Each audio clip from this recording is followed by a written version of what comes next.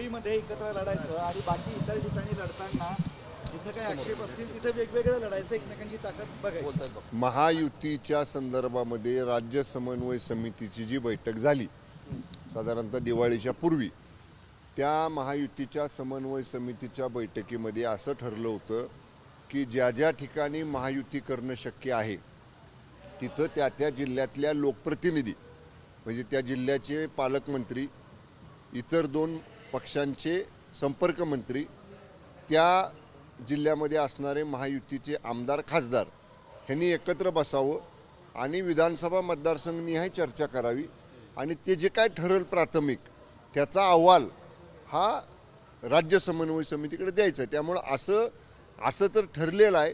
त्याप्रमाणे बऱ्याचशा जिल्ह्यांच्या प्राथमिक बैठका झालेल्या आहेत. आता सगळ्यांचे एकत्र अहवाल राज्य समन्वय समिती पुढे येईल महायुतीच्या आणि मग त्याच्यावरती निर्णय होईल. मनसेनं राज ठाकरेंचा केलाय की त्यांनी जे दीपोत्सव साजरा करायचे त्याचे फोटो जे आहेत तुम्ही तुमच्या जाहिरातीत छापलेले मराठ्यांना क्रेडिट दिलेले नाही. कुठले फोटो? काय झालंय, राज ठाकरे शिवाजी पार्क मध्ये साजरा करायचे. आमची पर्यटन विभागाची जाहिरातच नाही कुठली यावर्षी. कुठली जाहिरात आहे? नाही, ही जे ट्विटरवर त्यांनी जे टाकलेलं आहे पर्यटन विभागानं, त्यांनी ती सरकार ट्विटर अजिबात नाही टाकलेलं.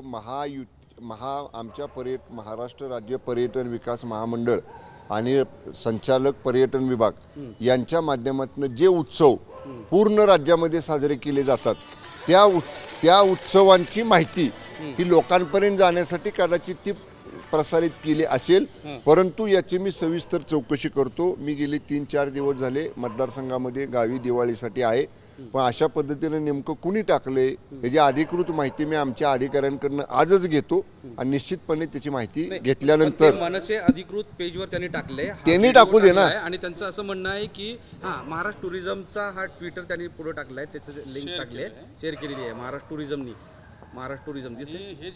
तर त्यांचं असं म्हणणं आहे की ते मनसेच्या दिवाळी महोत्सवात, याचा अर्थ मी पाहिलेलं नाही अजून, पण महाराष्ट्रामध्ये मी काय म्हटलं, आता एलोरा फेस्टिवल आपण संभाजीनगरमध्ये होतो, आमच्याकडं महापर्यटन महोत्सव महाबळेश्वरला झाला, माझ्याकडं डोंगरी महोत्सव दौलतनगरला झाला.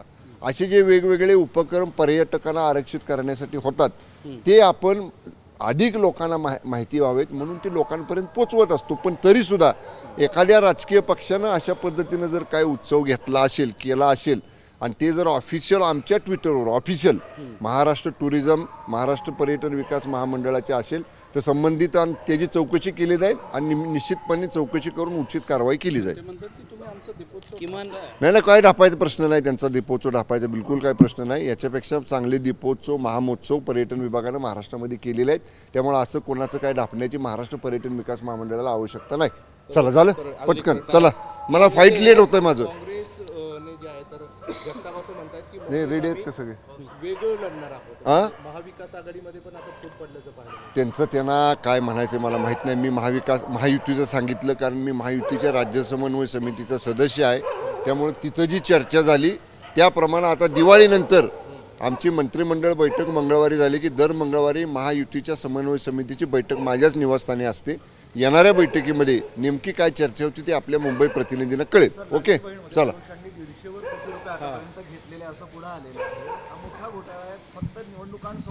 किती घेतले? 150 कोटी. नाही काय झालं बघा, आपण मुख्यमंत्री माझी लाडकी बहीण एका निर्मळ हेतूनं महाराष्ट्रामध्ये आणली आणि त्यावेळी आपण महिलांच्या घरामध्ये जाऊन शेतात काम करणाऱ्या महिलांच्या शेत बांधावरती जाऊन आपण महिलांचे फॉर्म भरून घेतले.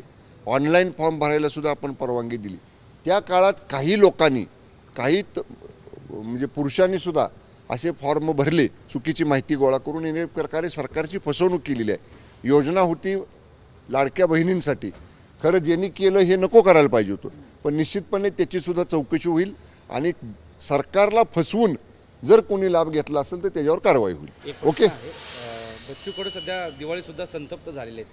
त्यांच्यावर रवी राणेंनी काल सांगितलं होतं की यांना कुठेतरी आमदारकी द्या, शिंदे साहेबांना मी विनंती करेन किंवा शिंदे साहेबांना विनंती करावं. त्यावर बच्चू कडूंनी सांगितलं की ज्याची बायको स्वतःच्या संघटनेत नाही ते काय मला सांगणार आता ते त्या दोघांना विचारा ना, मी कसं बोलू? मी तिसरा पडलो. पण ते असं मी कसं ह्या दोघात पक्षाकडे सांगितलं त्यांनी कुठं मागितलं आमच्याकडे? रवी राणांनी सांगितलं की आता रवी राणांनी जर केली असेल मागणी तर ते थेट मान्य शिंदे साहेबांशी बोलू शकतात. त्यामुळं रवी राणा आणि बच्चू कडू साहेब ह्या दोघांच्यातलं हे किंवा दोघांचं एकमेकांच्या बद्दल केलेलं वक्तव्य आहे. दोघांपैकी एक जण बोलला अधिकृत. ओके, धन्यवाद. वसईच्या किल्ल्यावर एक वत चालला होता. शिवाजी महाराजांचा वेश परिधान केला होता. दिवाळी आणि फोटो असं सगळं करायला झालं होतं. सिक्युरिटीने त्याला थांबवलं आणि असल्या वेशभूषेत जाता येणार नाही अशा पद्धतीने कधी घडलं?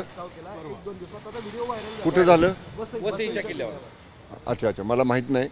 म्हणजे वसईमध्ये व्हिडिओ पण खूप व्हायरल झाला. पर्यटन विभागाशी निगडीत सिक्युरिटी होता. आमचा किल्ला आम्ही कुठं तिथे सिक्युरिटी ठेवलेली आहे? पुरातत्व विभागाचा तो पुरातत्व असेल, पर्यटन नाही. तुम्ही सगळंच पर्यटन विभागाकडे साहेब सांगून मला एक मिनटं, मला या वर्षभरामध्ये पर्यटन विभागाचा पुरेसा अभ्यास झाला आहे. पर्यटन विभाग कुठं सिक्युरिटी देतो, कुठं देत नाही. पुरातन विभागाचा असेल तर पुरातन विभागाच्या अधिकाऱ्यांच्याशी किंवा वरिष्ठांच्याशी मी बोलतो आणि माहिती घेऊन सांगतो. ओके.